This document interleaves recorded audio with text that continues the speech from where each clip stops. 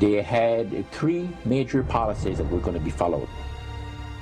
First, Lucifer says, we have to make sure that people, humans, get to believe that Satan and his angels do not really exist. You know, Roger, that's interesting because a recent research study report that I read indicated that in a national survey, I believe it's over 75% of people do not really believe in a real tangible devil. But there is one. Oh, yeah. The next thing, the three-parts policy that they had adopted there, the second one was to find a way of being able to get total control of people's minds. And that would be done by taking hypnotism out of the realm of the occult and introduce it as a new science for the benefit of mankind.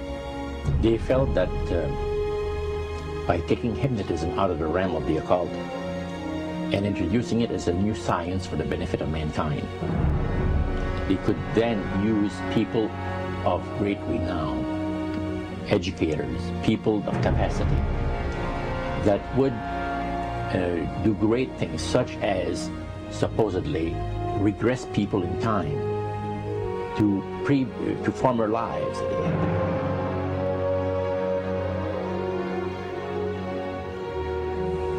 And of course, after the session is over, the person would not know a thing about ancient history. And the person she or he has talked about performing, certain deeds, let's say, 3,000 or 4,000 years ago.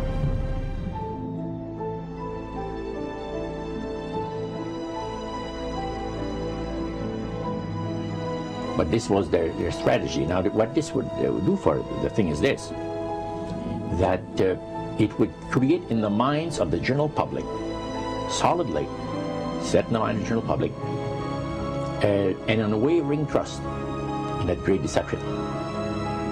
So now this would be a way of de-Christianizing the Western world through the avenue of mysticism.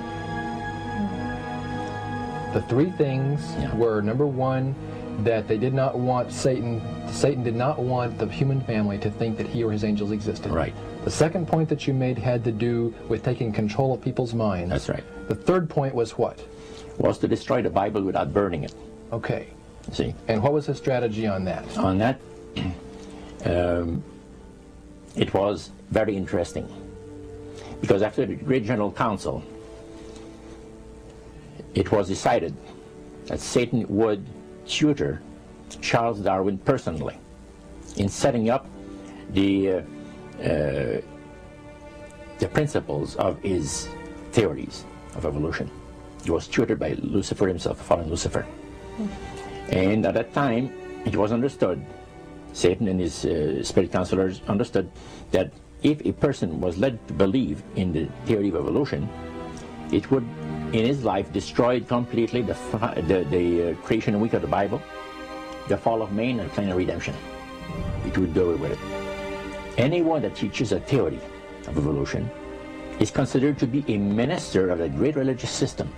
And he said that every teacher of that theory is recognized by the spirits as a person of great value and receives a very special unction from Satan himself, giving great power to induce spiritual blindness, to convince and convert. Three capacities.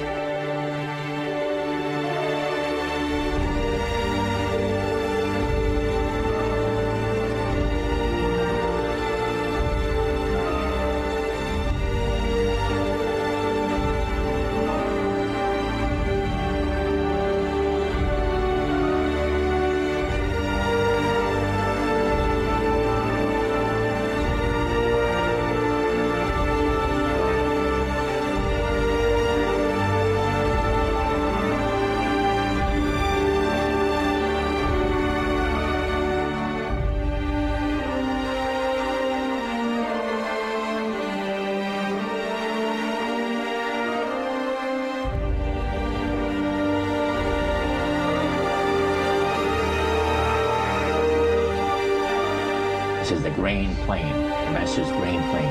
for harvesting the nations, for harvesting the multitudes of the earth into his cause, just before the close of the great controversy between the forces of good and evil. It's going to be done in a unique manner.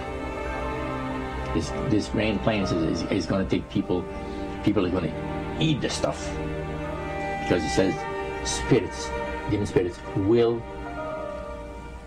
declare themselves to be inhabitants of far distant planets in the galaxies that are coming to warn the inhabitants of planet Earth of the impending destruction of the planet, unless something seriously proper is done to avoid it.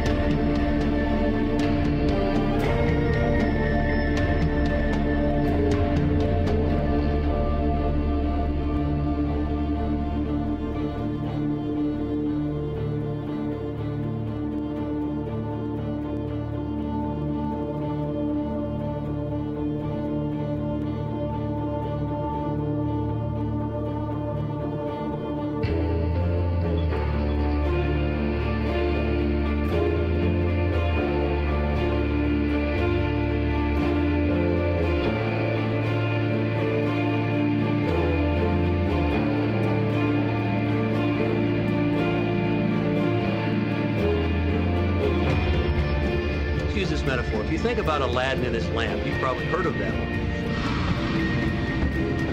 The genie always says one thing. Your wish is my command. You know, the universe is this great genie, and your conscious mind is Aladdin. It formulates the intention of what you choose for your life.